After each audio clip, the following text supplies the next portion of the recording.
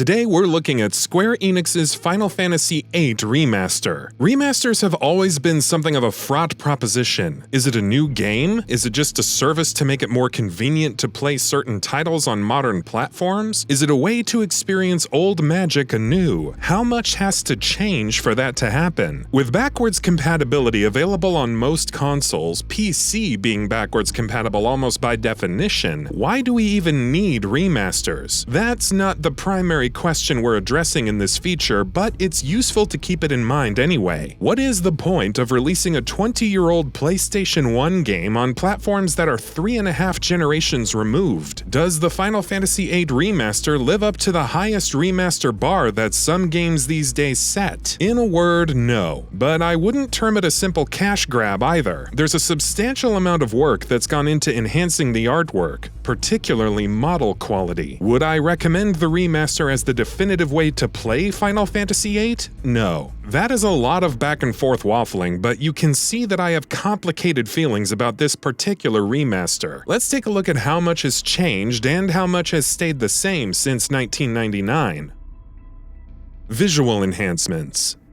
The remaster enhancements make their way across to all platforms. On console, you're talking about a fixed 1080p resolution. That is what the game renders at PS4 Pro and Xbox One X. There are no significant differences, so everything we talk about here applies equally to all platforms. On PC, you get a bit more flexibility with support for arbitrary resolutions. You get the option to select from FXAA and 3 different SMAA presets too, but the differences are subtle. While a simple resolution boost might not seem like much, it makes a world of difference when comparing the remaster to the original PS1 game. In 1999, Final Fantasy VIII ran at an eye-watering, for the wrong reasons, 320 by 240. Models were blocky enough that they didn't lose much in the way of high-frequency detail, but the pre-rendered backgrounds were clearly designed at a higher quality. Video sequences also took a hit to quality on PS1. Even though the CD format offered ample space for quality video, the 320 by 240 resolution output held art assets back from looking their best, even when not rendering in real time. Looking at the original in comparison to the remaster, it's easy to see how much of an impact resolution has on pre-rendered aspects of the scene. Before we get into that though, there is a caveat here. While the higher resolution allows for more of the original artwork to come through, Square decided to implement a bicubic upscale on the background textures. While the base art assets are higher res than 320 by 240, they're a far cry from the 1080p that the game renders to. Bicubic interpolation makes the art a lot softer and takes away the jaggies plaguing the original release, but it also compromises the original game's artistic vision. In-game artwork is often designed around the resolution limitations of the era. Modern games feature lots of high-frequency texture detail because 1080p is the lowest resolution developers assume the game will be run at. This is why 8th gen titles tend to look a lot worse than 7th generation titles when running at 720p. A lot of the high frequency information in the artwork just doesn't display properly, and the end result is unsightly shimmering. 20 years ago, art teams were working with games that outputted as low as 320 by 240. This had an impact on how artwork was designed. If you look at the pre-rendered backgrounds in Final Fantasy VIII, you'll see a lot of macro detailings. Incidental details like buttons, pillows, and cobblestone are all drawn with big, generous strokes. When running at a low resolution, pixelation and color dithering actually create the illusion of additional detail. When you take artwork like that and upscale it through bicubic interpolation, it ironically enough loses detail. The backgrounds become so soft that some of the implied detail you'd see at lower resolutions is lost, replaced by clean lines and color gradients. This isn't to say interpolation is an entirely bad thing. There are places where additional detail nuances are displayed that were lost in the original PS1 artwork, but overall we see this as a slight downgrade, not an enhancement over the original. Texture scaling issues aren't limited to pre-rendered artwork either. There's a bigger problem at hand, and that's the game's world map. The world map environment was rendered in full 3D in the original PS1 game. It wasn't exactly a pretty sight, but a poor draw distance, a lack lack of objects and the terrible texture work were partially covered by the low resolution. When everything is already such a muddy blur, pixelation actually adds some character to the output. The Final Fantasy VIII Remaster's upscaled resolution and texture filtering make the world map look a lot cleaner. So clean, in fact, that it just looks, well,